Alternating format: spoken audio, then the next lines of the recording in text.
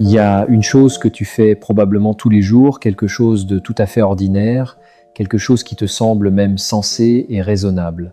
Et pourtant, sans que tu t'en rendes vraiment compte, cette chose nourrit ton anxiété. Elle l'entretient.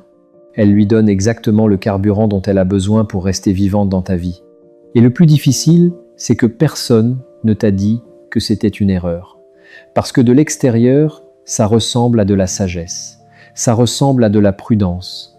Ça ressemble même, parfois, à de la responsabilité. Si ces premiers mots t'ont touché, si tu te demandes déjà de quoi je parle, écris simplement le mot « présent » dans les commentaires. Ce geste dit que tu es là, que tu es prêt à regarder quelque chose d'important en toi, et ça mérite d'être reconnu. Avant de te nommer cette erreur, je voudrais que tu te souviennes d'un moment précis.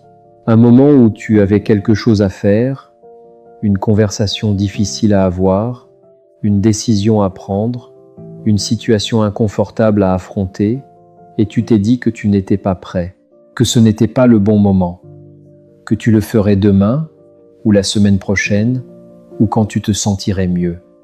Tu as évité. Et dans les heures ou les jours qui ont suivi, l'anxiété autour de cette chose n'a pas diminué. Elle a grossi.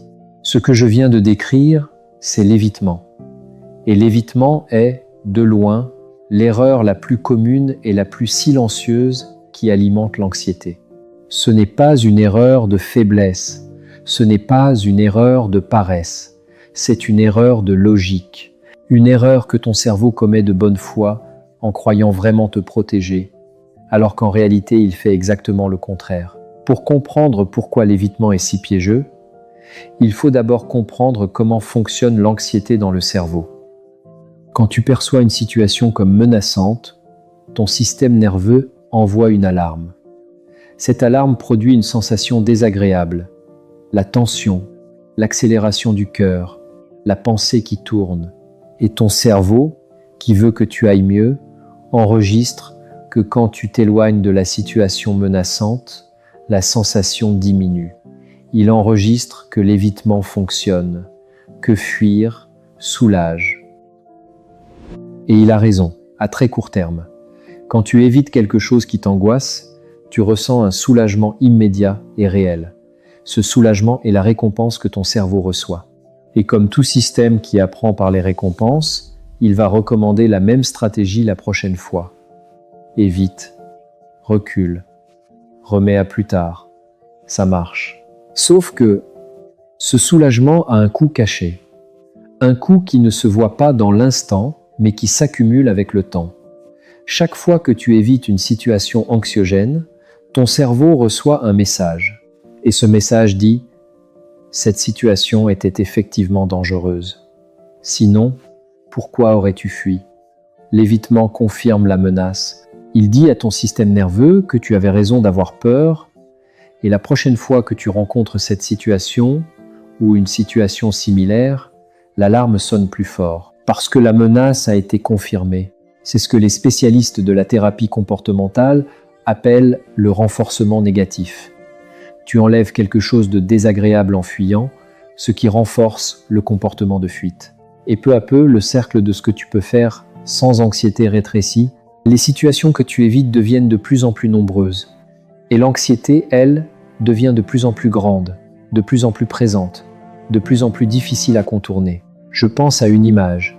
Imagine une petite flamme dans une pièce. Si tu l'ignores et que tu fermes la porte, tu ne la vois plus, tu te sens mieux. Mais la flamme, elle, continue à brûler. Elle se nourrit de ce qui est autour d'elle. Et quand tu ouvres à nouveau la porte, le feu est plus grand qu'avant. L'évitement fonctionne ainsi. Il ferme la porte, mais il ne souffle pas la flamme. Ce que je viens de décrire n'est peut être pas nouveau pour toi dans les grandes lignes. Tu sais sans doute, quelque part, que fuir n'est pas une solution durable. Mais je veux aller plus loin. Je veux te parler de toutes les formes d'évitement que nous ne reconnaissons pas comme telles. Parce que l'évitement ne ressemble pas toujours à une fuite évidente. Il se déguise. Il prend des visages que nous confondons avec de la prudence, de la sagesse ou même de la santé mentale. Il y a d'abord l'évitement cognitif. C'est quand tu évites non pas une situation physique, mais une pensée. Quand une idée inconfortable traverse ton esprit et que tu te dépêches de la remplacer par autre chose. Quand tu regardes ton téléphone, dès que le silence menace de te laisser face à toi-même. Quand tu te noies dans le travail, dans les séries, dans la musique, non pas pour te reposer, mais pour ne pas penser. Ce type d'évitement est particulièrement insidieux, parce qu'il est devenu extrêmement facile dans notre monde connecté. Nous avons toujours quelque chose à mettre entre nous et l'inconfort. Il y a ensuite l'évitement comportemental subtil. Ce n'est plus complètement fuir, mais c'est faire quelque chose d'une façon qui réduit le contact avec ce qui angoisse.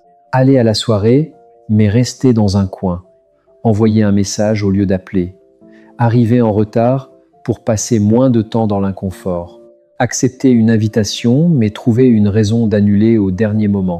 Ces comportements semblent anodins pris séparément. Mais ensemble, ils construisent progressivement un mode de vie organisé autour de l'évitement.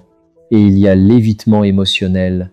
C'est être le plus profond et le plus difficile à reconnaître. C'est éviter de ressentir certaines choses. Ne pas se permettre d'être triste.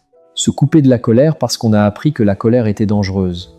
Refuser de laisser monter la peur parce qu'on a été élevé avec l'idée que la peur était une faiblesse. On évite les émotions par des stratégies aussi variées que le sarcasme, l'humour défensif, l'hyperactivité, ou encore cette tendance à intellectualiser tout ce qu'on ressent, à l'analyser jusqu'à ne plus le sentir.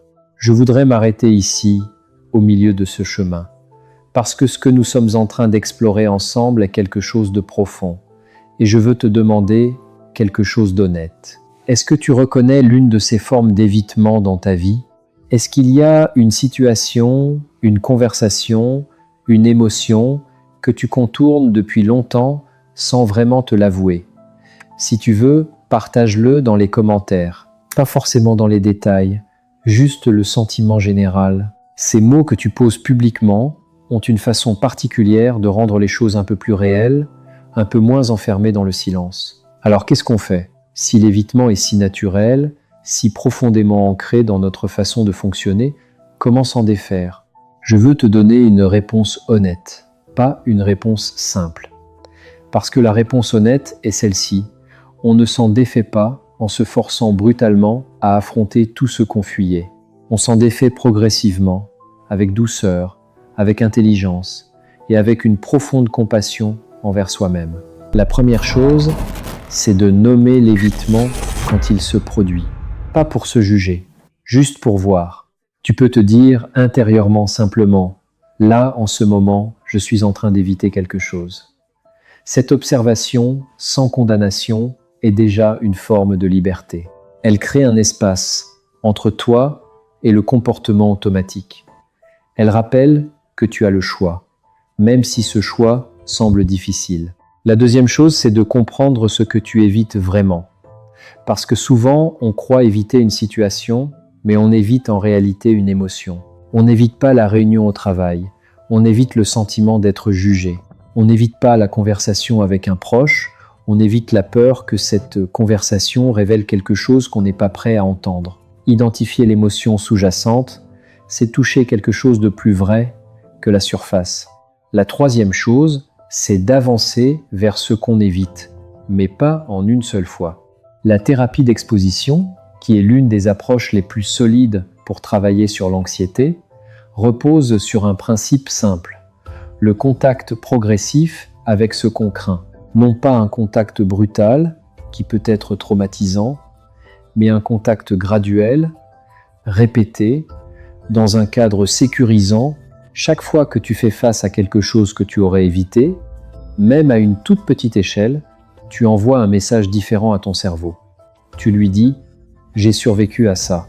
Ce n'était pas aussi dangereux que tu le croyais. » Et avec le temps, cette accumulation de petites preuves change quelque chose de profond dans la façon dont ton système nerveux évalue le monde. L'alarme commence à sonner moins fort, pas parce que le monde est devenu plus sûr, mais parce que tu t'es prouvé, encore et encore, que tu es capable de traverser l'inconfort. Je veux finir par quelque chose qui me tient à cœur. Quelque chose que j'ai appris au fil des années, dans ma pratique et dans ma propre vie intérieure. L'évitement, dans sa forme la plus profonde, n'est pas une stratégie pour ne pas souffrir, c'est une stratégie pour ne pas vivre pleinement. Chaque chose qu'on évite est une expérience qu'on se refuse, une rencontre qu'on ne fait pas, une émotion qu'on ne traverse pas, une part de soi-même qu'on ne découvre pas. La vie que l'anxiété construit autour de l'évitement est une vie qui rétrécit lentement, et ce rétrécissement est silencieux, presque imperceptible au quotidien. Jusqu'au jour où l'on regarde en arrière et où l'on réalise combien de choses on a laissé passer, combien de moments on a manqué, combien de soi-même on a mis de côté pour se protéger d'un danger qui souvent n'était pas si grand qu'il paraissait. Ce que je te propose, c'est autre chose. Ce n'est pas une vie sans peur, ce n'est pas une vie sans inconfort. C'est une vie dans laquelle tu choisis parfois d'avancer malgré la peur. Pas parce que la peur a disparu, mais parce que tu as décidé que ce vers quoi tu te diriges vaut plus que le soulagement de fuir. Si quelque chose dans ce que nous avons partagé aujourd'hui a résonné en toi, si une phrase t'a arrêté, si une idée t'a donné envie de regarder quelque chose différemment dans ta propre vie, prends un moment pour l'écrire dans les commentaires. Ces espaces d'échange sont précieux. Ils transforment quelque chose de privé en quelque chose de partagé. Et dans ce partage, quelque chose se libère un peu. Et si tu veux continuer à explorer ces questions ensemble, à ce rythme-là, avec cette même profondeur et cette même honnêteté, abonne-toi à cette chaîne. Chaque semaine, nous prenons le temps de regarder ce qui se passe vraiment à l'intérieur. Parce que cette vie intérieure mérite toute notre attention. Elle est le sol de tout le reste. Je suis là, et je continue à marcher avec toi.